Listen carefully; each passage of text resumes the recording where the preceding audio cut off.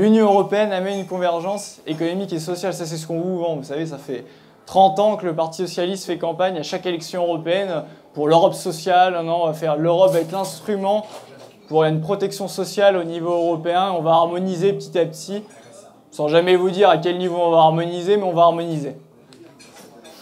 Donc là, on voit toutes les promesses. Donc c'est tous les partis confondus. UDI, PS, par exemple. Donc l'UDI, dans sa charte, l'Europe sociale par une convergence vers le haut. C'est sympa, ça ne mange pas de pain. Convergence des niveaux de développement pour le PS. Accélérer la convergence sociale. Même chose pour l'UMP, ELV. UMP, la convergence fiscale et sociale. ELV, une convergence automatique vers les plus hauts standards sociaux. Harmonisation fiscale. Donc ça, c'est tout ce qu'on vous vend, élection après élection, en vous disant l'harmonisation fiscale, c'est demain. L'harmonisation sociale, c'est demain. Ça, c'est la réalité. Ce graphique représente les salaires minimums des différents pays de l'Union européenne. Donc vous voyez que le plus élevé, c'est le Luxembourg. C'est 1874 € par mois. Et vous voyez que le plus faible, c'est la Roumanie. 157,50 € par mois. Il y a un rapport de 1 à 12. Quand on vous dit on va harmoniser socialement, on harmonise à quel niveau? Vous croyez sincèrement que les Roumains peuvent se permettre de payer leurs travailleurs 1 400 € par mois? Sans compter qu'il y a tout un tas de pays. Donc là, l'Allemagne, je n'ai pas mis encore de SMIC. Parce que maintenant, l'Allemagne, vous savez, c'était la grande nouveauté. On a dit, c'est formidable, l'Allemagne adopte un SMIC. Mais sauf que c'est pas un SMIC, parce qu'un SMIC est censé s'appliquer à tout le monde. Et en Allemagne, les travailleurs saisonniers sont exemptés de ça. Si vous n'avez pas travaillé, que vous êtes jeune pendant des années, vous êtes exempté de ce SMIC. Donc c'est pas un SMIC en gros parce que ça ne touche pas tout le monde. Mais l'Allemagne a mis un SMIC il y a peu de temps à 8,5 € de l'heure. La France au milieu de tout ça, donc vous voyez, on est à 1 430 €. Donc il est bien évident que si vous harmonisez, vous n'atteindrez jamais le niveau français. Il faut arrêter de se moquer du monde. On peut comparer à d'autres pays, par exemple, il y a la Suisse, c'est 4 000 francs suisses le salaire minimum. L'Ukraine qui veut le faire rentrer dans l'Union européenne, le salaire minimum c'est 100 €. Il faut savoir que le salaire moyen en Chine est supérieur au salaire moyen en Ukraine. Et c'est ce pays-là, pour une Europe sociale, évidemment, qui veut le faire rentrer dans l'Union européenne.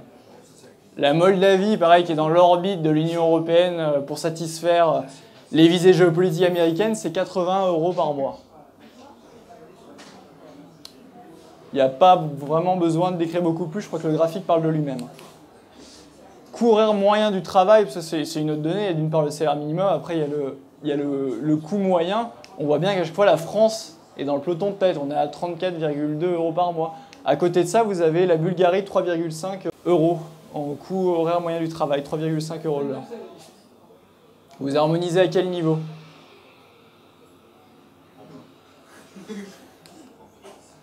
Les charges fiscales sur le travail. Ça, c'est important, vous le verrez tout à l'heure, pour les travailleurs détachés, par exemple, si c'est respecté ou non. C'est tout ce qui c'est les cotisations sociales. Parce qu'évidemment, il n'y a pas les mêmes modèles. Il y a des modèles qui sont dits benchmarkiens, assurantiels. Donc ça, c'est le cas de l'Allemagne, la Belgique, la France. C'est-à-dire que vous recevez des prestations sociales à partir du moment où il y a des cotisations qui permettent de financer les prestations sociales. Et il y a des pays qui s'appellent les pays dits beveridgiens, où ils financent vraiment très très peu la protection sociale par le travail, c'est plus par des taxes et ça concerne que très très peu de monde. On assure la protection sociale que pour les plus démunis, pas à tout le monde, c'est pas universel. Vous voyez qu'au niveau des charges fiscales sur le travail, on est à 11,9% par exemple à Chypre, par rapport à 49,5% en Belgique. Encore une fois, où est-ce qu'on harmonise? Le taux d'impôt sur les sociétés, ça c'est très important. On parlait beaucoup, vous savez, de LuxLeaks, où on parle beaucoup d'Amazon et de Google, qui a son siège social en Irlande. Vous allez comprendre pourquoi l'Irlande, le taux d'impôt sur les sociétés est de 12,5%. Donc forcément, si vous êtes Google et que vous êtes Amazon, vous faites des services. Si vous travaillez en France, vous allez envoyer, même si c'est des travailleurs français, vous allez envoyer vos factures depuis l'Irlande. Comme ça, vous mettez tous vos profits en Irlande. Et vous êtes taxé à 12,5%. Pas à 33,3% comme en France. Donc cette harmonisation fiscale, encore une fois, on le voit, vous harmonisez à quel niveau? L'Irlande et le Luxembourg, ils vivent de ça. Vous croyez sincèrement que du jour au lendemain, ils vont dire « moi je veux faire l'Europe et je vais monter mon taux d'imposition sur les sociétés au même niveau que la France? Je crois pas. Mais ce qui est intéressant, c'est qu'il faut savoir que pour l'imposer, il faudrait vraiment qu'il y ait les traités qui aillent en ce sens-là. Alors pour adopter un traité ou pour le modifier, c'est l'article 48 du traité sur l'Union européenne, il faut l'unanimité de tous les membres. C'est-à-dire que les 28 membres de l'Union européenne, d'ailleurs je suis d'accord, on va changer les traités, on va le mettre vraiment dans le marbre, on va harmoniser à tel niveau. Vous croyez sincèrement que les pays de l'Est vont accepter de se tirer une balle dans le pied? Ils vivent des délocalisations justement des pays occidentaux vers les pays de l'Est parce que c'est les coûts moins chers, ou que l'Irlande ou le Luxembourg qui vit de ça va accepter de se tirer une balle dans le pied? Et l'unanimité, vous ne l'aurez jamais. C'est justement pour ça que le rêve de l'Europe sociale, l'harmonisation fiscale, c'est prendre les gens pour des imbéciles. La réalité des travailleurs détachés, ça c'est un exemple, parce que vous savez que la règle des travailleurs détachés, théoriquement, c'est que vous payez avec le SMIC du pays dans lequel vous êtes. Typiquement, si vous êtes en France, vous devez payer les 1430 € qu'on a vu tout à l'heure. Mais vous appliquez, en revanche, les charges sociales du pays d'origine. C'est pour ça que les charges sociales sont importantes. Parce que si vous payez 45% de charges sociales ou si vous en payez 12%, c'est pas la même chose. Et les travailleurs détachés, formidable directive européenne, ça permet justement ça. C'est-à-dire que dans le bâtiment, dans plein de secteurs, vous allez travailler en France, mais avec les charges sociales du pays d'origine. L'estimation, c'est environ 200 000 travailleurs détachés actuellement en France. Et encore une fois, le coût du salaire minimum dans le pays d'accueil, c'est que si c'est respecté. On voit très bien, ça c'est un exemple, c'était en Belgique, mais j'ai trouvé plein d'exemples en Gironde ou ailleurs, où en réalité ils étaient payés comme ils sont payés dans le pays d'origine. Typiquement, ici, ils étaient payés 3,4 € de l'heure. Face à des Français qui sont payés, même au SMIC, à 9 € de l'heure, forcément, vous êtes plus compétitif. Et en France, on vous dit c'est un scandale, regardez les travailleurs détachés, c'est un problème, vous avez mal compris, on va harmoniser ça au niveau européen. Mais la réalité, quand vous allez à Bruxelles, ça c'est le commissaire à l'époque hongrois, Laszlo Andor, commissaire chargé de l'emploi, lui, qu'est-ce qu'il nous dit à Bruxelles? Mais ce texte est justement fait pour proposer des salariés bon marché. Donc il y a encore le double discours. À chaque fois, on vous dit en France, les travailleurs détachés, c'est un scandale, on va remédier à ça. Tous les députés européens disent non, c'est pas normal, c'est que c'est mal compris. Et à Bruxelles, le commissaire, il dit ça. Sauf que c'est le commissaire qui a le pouvoir en plus. Il y a un exemple qui est très marquant là-dedans, c'est les métiers qui bougent et forcément où il y a une concurrence beaucoup plus féroce là-dessus, c'est l'exemple des routiers.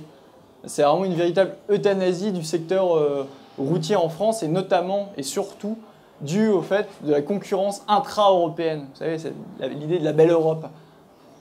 Donc vous comprenez très rapidement, vous voyez que ce soit le temps de conduite, donc les travailleurs français qui sont plus protégés, les routiers français, ils travaillent moins d'heures que ces concurrents européens. Et il est payé relativement cher par rapport aux autres. La conséquence, c'est quoi?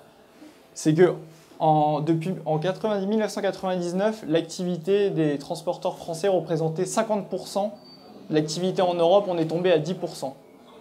De 1999 à 2014.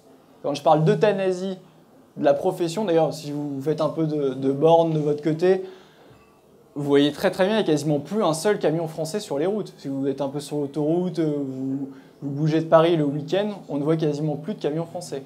C'est une réalité, ça se retrouve dans les chiffres. Encore une fois, la belle orbe, l'harmonisation fiscale, qu'est-ce qu'on voit? On pourrait croire, on parle souvent de la Chine, de Bangladesh et autres. Ce qu'on regarde dans les statistiques, c'est qu'il y a 55% des délocalisations qui se font au sein même de l'Union européenne. Donc c'est-à-dire vers tous les pays de l'Est, à bas coût, dont je vous parlais, par exemple Bulgarie, Roumanie, Pologne, etc. 55% de délocalisations se font au sein même de l'Union européenne. Il y a des exemples très marquants, par exemple la Saïta, vous savez, la Saïta, c'est assez mythique parce que c'est les gitanes en France, vous voyez tous l'image de vieux films français avec la gitane, c'était assez mythique, c'était produit près de Nantes, maintenant c'est produit en Pologne. L'Europe. La C3 de PSA, vous savez, les usines d'Aulnay produisaient la C3, maintenant c'est produit en Slovaquie. C'est peut-être ça l'harmonisation sociale, je ne sais pas. Encore une fois, à Bruxelles, c'est intéressant, c'est qu'on a les aveux quand on a les commissaires. Les commissaires de la politique régionale de 2005, On nous dit au contraire, contrairement à ce que nous disent les politiques en France, ce que nous devons faire au contraire, c'est faciliter les délocalisations au sein de l'Europe. Et M. Bolkestein, qui était assez célèbre pour sa directive Bolkestein, qui est grosso modo à peu de choses près, c'est la même chose que les travailleurs détachés. Ça avait fait un scandale à l'époque, ça avait été arrêté, mais ils ont ressorti les travailleurs détachés. Maintenant, c'est passé, il n'y a pas de souci. Lui nous avait dit à l'époque, modèle social européen. Je ne comprends pas bien le sens de cette expression.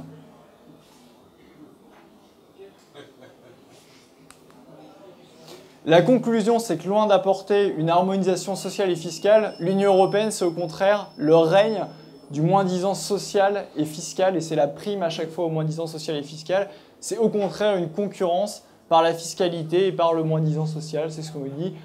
D'une part, pour l'évasion fiscale, on sait très bien l'Irlande et le Luxembourg, comme je vous l'ai dit tout à l'heure, ou pour la main-d'œuvre bon marché, donc pour tous les pays de l'Est.